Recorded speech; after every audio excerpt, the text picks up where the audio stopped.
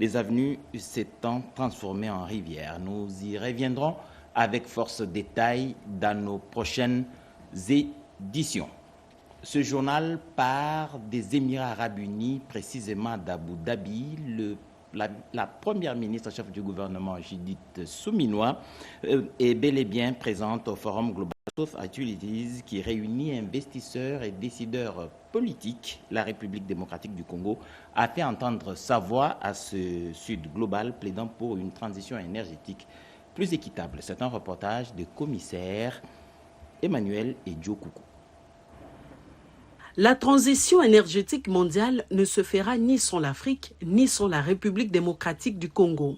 À Abu Dhabi, lors du forum Global Soft Utilities, la première ministre Judith Suminwa a rappelé une réalité marquante.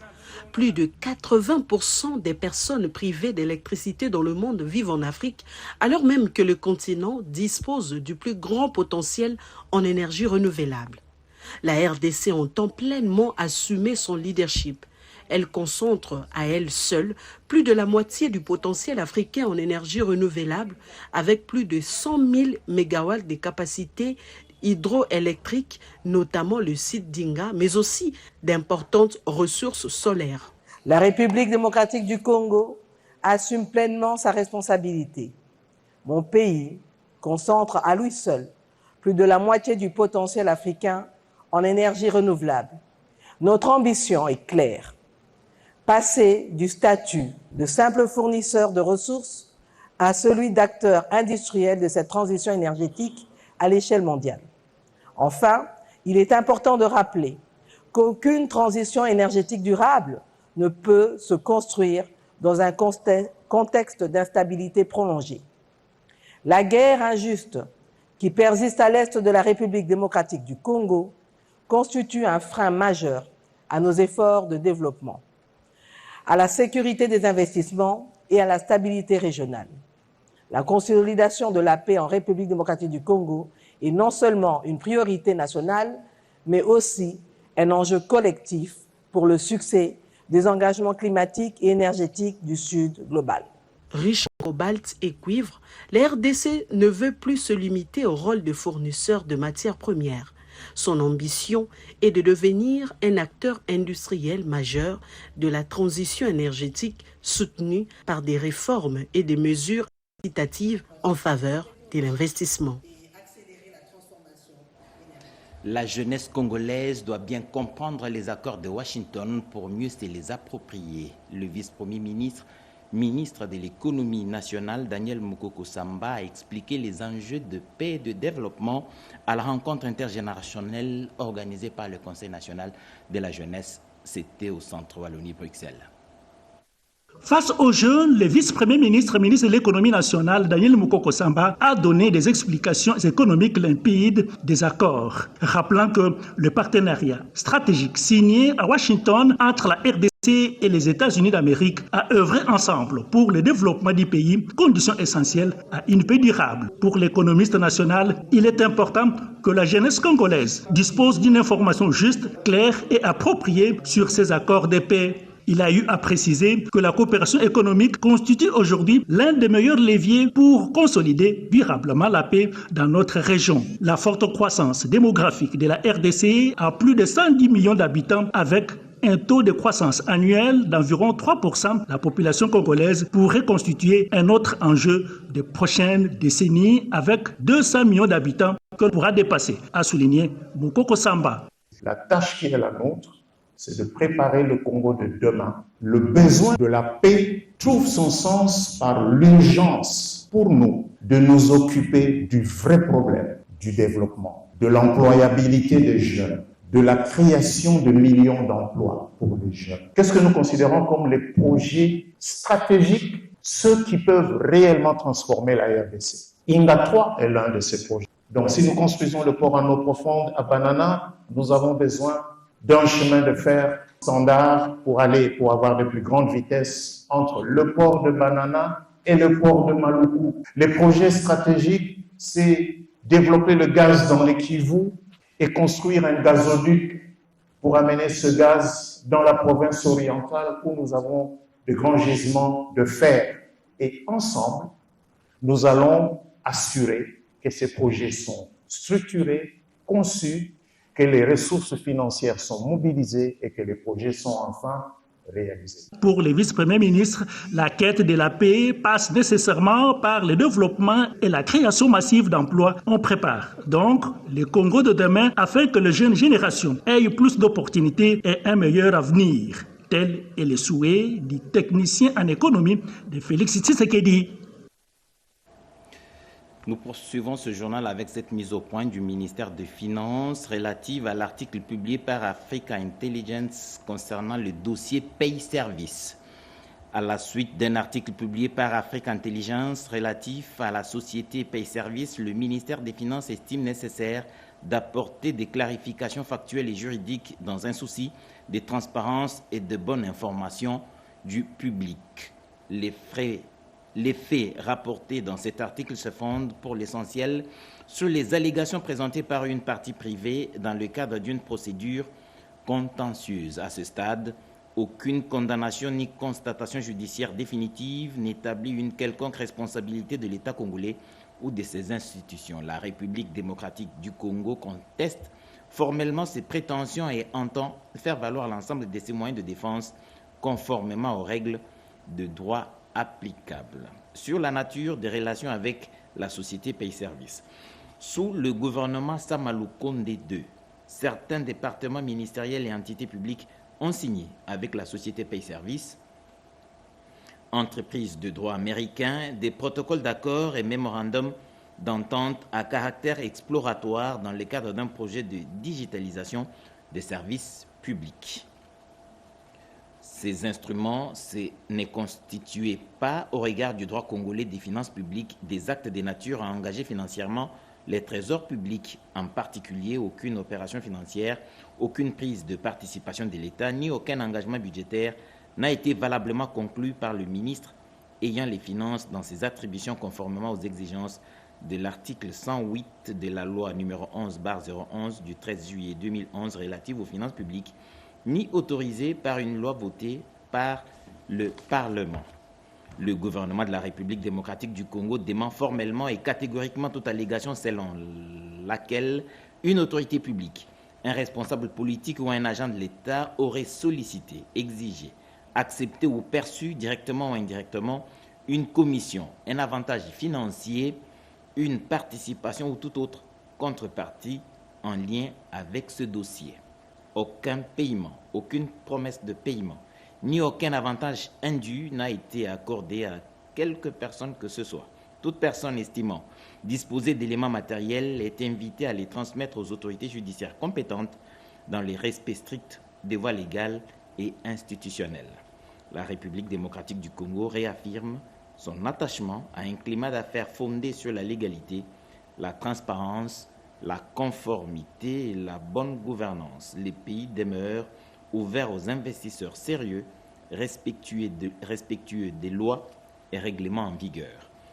Dans le même temps, l'État assume pleinement sa responsabilité de protéger l'intérêt général et les finances publiques et veillera à ce que toute démarche ou tout partenaire s'inscrive strictement dans le cadre légal et institutionnel applicable. Ce communiqué est signé Alain Malata Kafunda, directeur du cabinet du ministre des Finances. Au Burundi et en Tanzanie, il se compte plusieurs centaines de milliers de réfugiés congolais. Une délégation gouvernementale conduite par la ministre d'État, ministre des Affaires sociales, Action humanitaire et Solidarité nationale s'est rendue dans ce pays et aux dernières nouvelles, on nous apprend qu'en Tanzanie, plus de 86 000 réfugiés congolais ont reçu l'assistance humanitaire. Regardez. Les réfugiés congolais vivant dans la ville portuaire de Kigoma, en Tanzanie, ont bénéficié d'une meilleure prise en charge de vivres et un message d'espoir dans le cadre de la deuxième étape de la mission humanitaire du gouvernement de la RDC. La mission la solitude des autorités envers tous les Congolais particulièrement s'est contraint à l'exil par l'agression étrangère. Apporter du sourire, réconfort et espoir à nos compatriotes en situation délicate, notamment dans les sites de déplacés en Tanzanie, c'est le fondement de la mission gouvernementale d'assistance humanitaire, a souligné la ministre d'État, ministre F. Bazaïba Massoudi, chef de la délégation. Derrière la distribution des vivres, c'est un message politique qui est celui d'une solidarité nationale qui ne s'arrête pas aux frontières et d'un engagement assumé en faveur d'un retour volontaire digne et sécurisé des déplacés dès que les conditions vont permettre. Dans un contexte régional marqué par l'agression rwandaise dans l'est de la RDC, cette mission humanitaire se veut à la fois un geste de protection immédiate et un signal de responsabilité étatique. Le premier président de la Cour de cassation, le professeur Élie Léon Domba, a lancé la dématérialisation des services à cette haute juridiction de l'ordre judiciaire. Il a procédé à la remise des kits informatiques aux magistrats. C'était dans la salle d'audience Marcel Liaou. Le processus de dématérialisation des services de la Cour de cassation est effectif. Le haut magistrat et le greffier se sont vus remettre des ordinateurs et autres matériels informatiques de la part du premier président de la Cour de cassation, le professeur Ndomba Kabeya et Léon. La remise de ces matériels informatiques répond à la vision du premier président de la Cour de cassation de renforcer les capacités des hauts magistrats en vue d'accélérer le traitement des dossiers. Je salue cette initiative de M. le Premier Président de la Cour de cassation qui contribue au renforcement des capacités opérationnelles des magistrats de la Cour de cassation. Et comme vous l'avez si bien dit, la dématérialisation des procédures à la Cour de cassation aura un impact sur l'efficacité de la justice à ce niveau-là.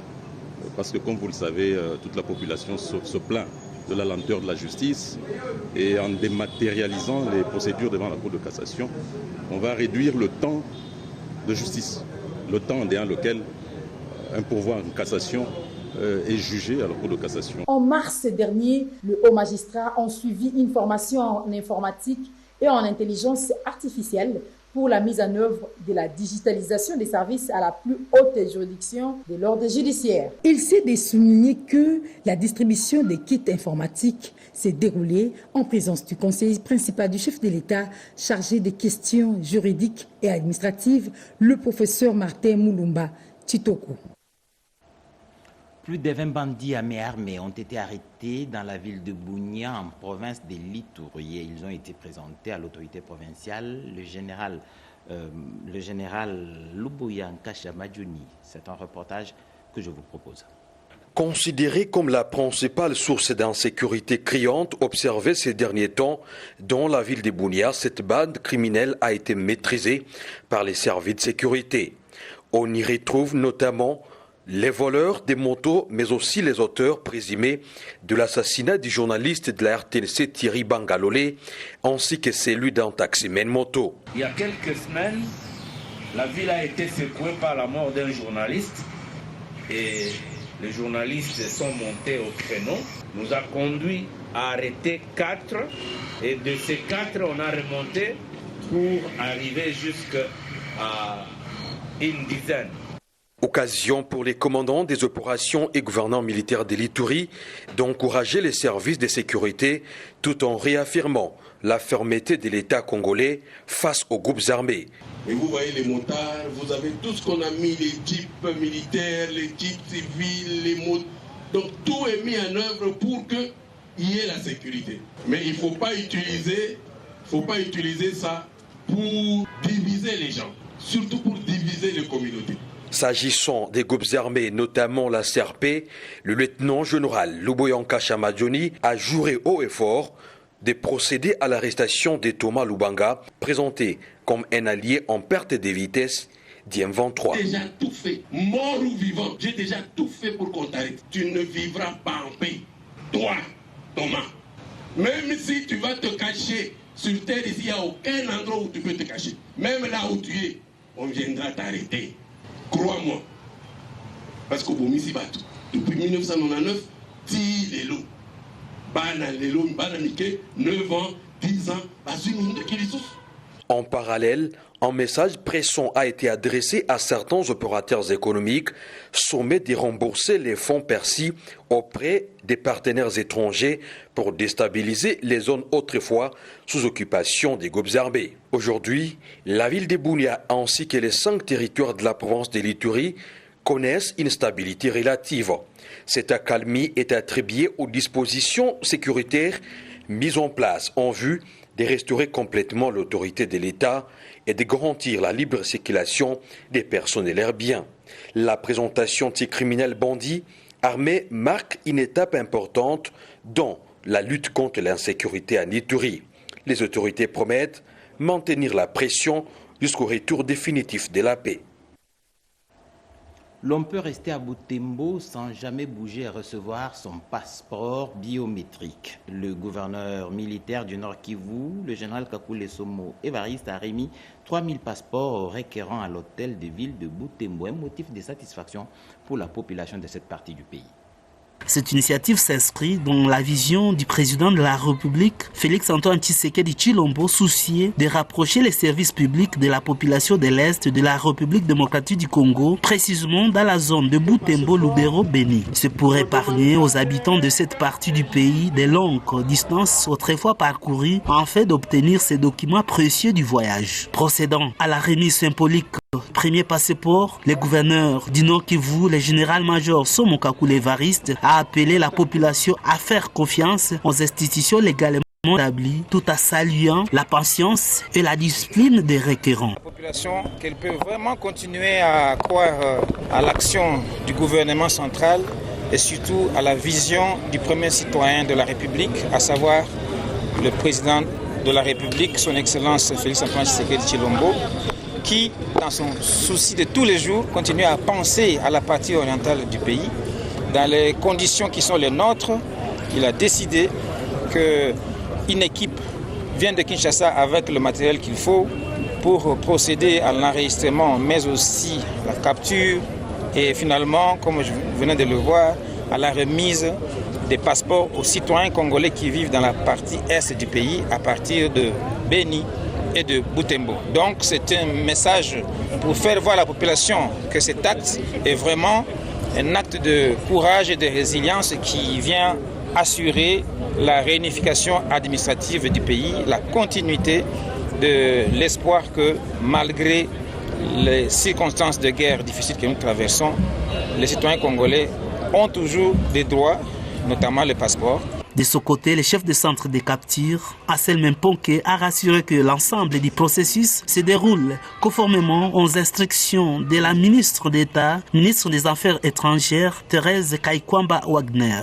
Les bénéficiaires, pour leur part, ont exprimé leur satisfaction face à ces gestes qu'ils qualifient de louables et salvateurs. Félicitations au président Félix-Antoine Tshisekedi et de nous avoir donné aussi l'occasion d'avoir aussi le passeport. Il convient de signaler que le centre de capture pour l'obtention des nouveaux passeports biométriques est momentanément installé en ville de Butembo et en ville de Beni. 2 mois après son ouverture, l'engagement des requérants demeure perspectible. Rappelons que la livraison du passeport est gratuite, a insisté le chef des centres de capture. Le pont reliant la ville de Beni à la commune rurale de Mangina, autant que d'autres ponts à travers la province du Nord Kivu, sont en pleine réhabilitation. Le pont Kibango, parce que c'est de celui-là qu'il s'agit, sera désormais en béton armé. Regardez ces images. Le gouverneur du Nord Kivu, le général-major Somo Kakule Évariste, séjourne depuis ce 14 janvier 2026 au territoire de Walikale. Sur place, il a effectué une visite pédagogique à la société Alphamine BCA Mining. Avec le directeur général, ils ont parlé de l'impact social sur la communauté, du traitement des employés, de la quote-part de l'État congolais et de la province, mais également de défis liés à la modernisation du territoire, aux investissements et au développement de toute la province du Nord Kivu. Ce avant de féliciter une des grandes et prestigieuses sociétés de la province. J'ai vraiment mené aujourd'hui une visite que je trouve très pédagogique parce que comme c'est un premier contact, je suis venu comprendre c'est quoi Alpha Mine et cette visite nous a permis de confirmer que Alpha Mine c'est un investisseur sérieux parmi ceux que nous avons en province du Nord Kivu, sérieux dans le sens des plus grands. Nous trouvons à Walikale une zone extrêmement riche mais aussi clé de notre pays. Il n'est pas possible que l'économie repose sur un seul pied, qui est le secteur minier, mais il y a aussi le commerce en général, ce qui implique le développement des réseaux routiers, mais aussi encore l'agriculture. Yak Van est le directeur de Alpha Mine BCA Mining. Il s'est dit prêt pour le développement du Nord Kivu, en plus de ce que sa société fait déjà, dont le respect de prescrits légaux. Comme nous parlons de la communauté, nous devons comprendre qu'il y a les cahiers des charges. Nous sommes régis par ça et nous devons nous rassurer que nous respectons ces cahiers des charges à la lettre. Social projects that we have to do in our surrounding communities. Une courte visite pédagogique du général-major Somokakule Evariste. Vous venez de suivre le gouverneur qui était dans le territoire de Walikale, précisément à la société Alpha Mine BCA Mining, où il a parlé de questions de développement communautaire avec l'appui de cette société. Nous repartons à Béni, où je vous parlais tout à l'heure du pont Kibangu qui va désormais être en béton armé. Travaux de coulage du béton armé sur le pont Kibangu, sous le financement du gouvernement provincial du Nord Kivu. Ce pont est stratégique car il relie la ville de Béni à la cité de Mangina. Construit par JF Business, ce pont est de 15 mètres de longueur et de 12 mètres de largeur. Ces travaux qui se sont déroulés toute une nuit ont fait la satisfaction de la population. Cette dernière salue la détermination du gouverneur militaire Somokakule Evariste qui incarne la vision du chef de l'État, Félix Antoine Tshisekedi. Suivez-les un à un. Normalement, la première des choses, nous sommes en train d'encourager cette œuvre et nous disons merci au gouvernement provincial et surtout au gouverneur pour avoir songé à notre quartier parce que vraiment c'est capital, c'est un pont vraiment qui est vraiment nécessaire pour la population de Béni. D'abord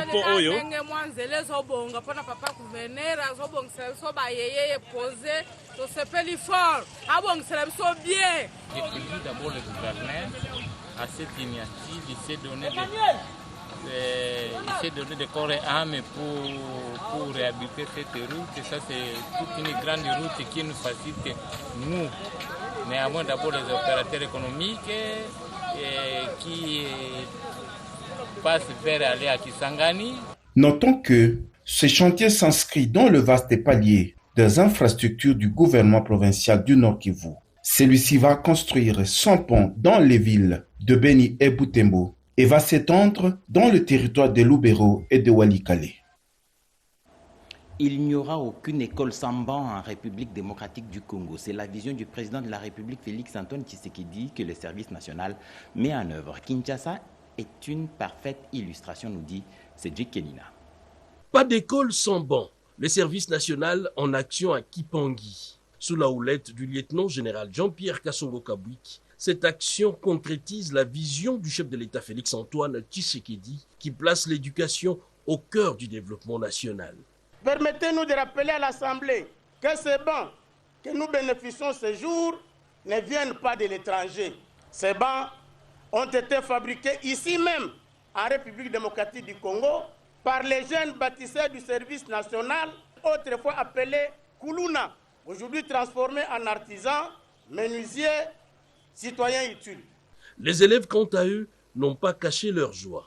À travers une voix émue, leur porte-parole a remercié les services nationaux pour ces gestes qui changent leur quotidien. Ce don est un vrai soulagement pour nous. Nous vous promettons de bien utiliser ces bancs, de bien étudier et de devenir des citoyens utiles pour notre pays. Le lieutenant-général Kassongo Kabwiki a réaffirmé l'engagement du service national à accompagner l'État dans l'amélioration des infrastructures scolaires.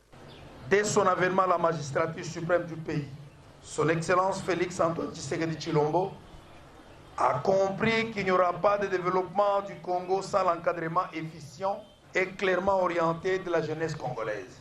La meilleure façon de soutenir cette politique du président de la République, c'est d'utiliser ces bancs en bon père de famille afin qu'ils puissent servir plusieurs enfants et pendant plusieurs années.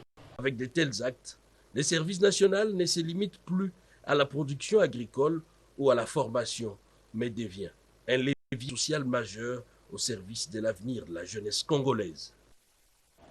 Par les temps qui courent, la qualité des services Internet laisse à désirer. Tout le monde s'en plaint et nous avons promené notre caméra sur les rues de Kinshasa pour recueillir plus d'avis. La dégradation de la connexion Internet et de services de télécommunications observée ces derniers jours a suscité une vive inquiétude au sein de la population quinoise.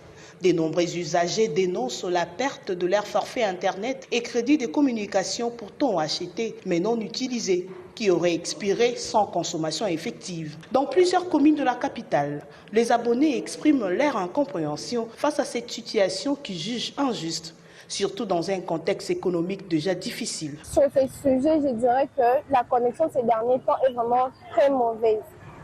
La connexion, je dirais, tous les réseaux, au fait, et le canal box, la connexion ne passe presque pas, elle est très lourde. Vous pouvez recharger les mégas, mais vous n'allez pas utiliser parce que la connexion ne passe pas. Ce problème nous dérange vraiment et nous aimerions avoir des solutions sur ça. Déjà, on peut mettre le méga d'un mois, on peut mettre 2 jours, mais ça ne traîne pas. La connexion est très perturbante et on ne sait pas quoi faire. Alors, s'ils pouvaient nous aider pour qu'ils puissent au moins améliorer la façon dont on est en train d'utiliser, parce que une fois comme ça, on risque même de ne plus utiliser la connexion. Donc, c'est tout un problème. Donc, s'ils peuvent prendre part à nous aider les 4 réseaux. Sinon, on va utiliser des box. Parce qu'avec ça, nous souffrons vraiment. Donc, on demande une aide si vite, une aide d'une manière non obligatoire, mais d'une manière hospitalière pour nous aider aussi à faire quoi, à être l'air abonné. Donc, on a un petit souci concernant le réseau que nous utilisons ces derniers temps. Face à cette situation, les utilisateurs de l'Internet appellent le gouvernement congolais à s'impliquer davantage. Ils demandent une collaboration étroite entre l'État et les opérateurs de télécommunications afin de garantir un service de qualité, transparent et équitable. Pour la population quinoise, une telle démarche permettrait de protéger les consommateurs tout en assurant aux opérateurs un climat de confiance et de rentabilité dans un partenariat où toutes les parties seraient gagnantes.